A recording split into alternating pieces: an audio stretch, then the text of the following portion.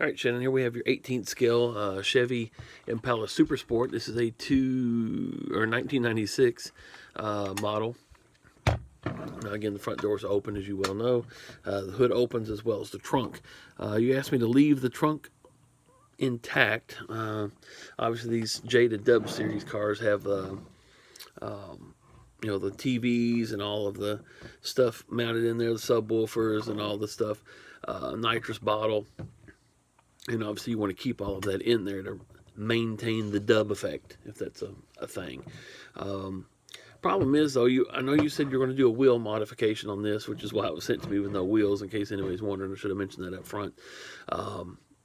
Which is why it has no wheels on it for you to do that. And then also you need to be able to remove the bottom chassis of the car. So to allow that, there wasn't a whole lot I could do with it. Headlight, tail lights, some lights in the trunk. Other than that, I mean, it's just going to be difficult to do it, to be able to remove this bottom and change the batteries and do what you needed to do. So, I know it took a while to get to even where I was at with it, with doing a lot of other side work and stuff that I'm doing these days. But like I said, there wasn't a whole lot to be able to add to it to be able to still take it apart. Like I said, so as you see, the trunk and everything's still intact, all the goodies in there.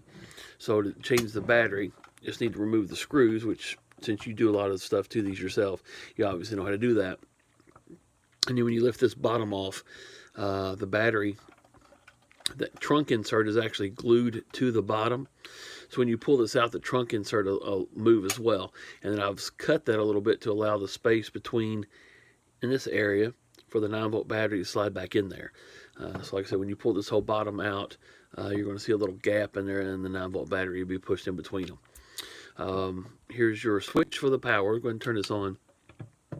Again, not a whole lot going on with it, but again, it's just kind of limited. Hands are kind of tied to do anything else with it, interior lighting and that type of thing, because of having to remove the bottom from it to change the battery. But I did add 4 headlights for you. I also added the orange side markers to it. Went ahead and did that for you at least. And of course, as I mentioned, you have your taillights. Like I said, again, they always look weird with the camera. They focus on the head of the LED, but they illuminate the entire lens pretty well. You can see it from the side maybe a little bit better. That actually illuminates it pretty well. Like I said, for some reason, the camera attaches to the shiniest portion of an LED. So it makes it look like it's just kind of weird round looking in there. But the LEDs are actually added to the insert. So once you pull that out, those LEDs are there. Now there will be a wire that runs from the insert, or from the bottom around to this. Again, so it won't cause a problem. They'll come out. You'll have enough wire to be able to change your battery. Like I said, you should be able just to take it off the bottom right here and do that. Now when I opened the trunk, you saw that I added, and again, it kind of looks weird on the camera, a couple of LEDs inside these subwoofers here that shine on the screens to make them appear as they're illuminated. Like I said, it looks better in person than it does on the camera. Like I said, the cameras have a hard time with LEDs, but those are illuminated there as well.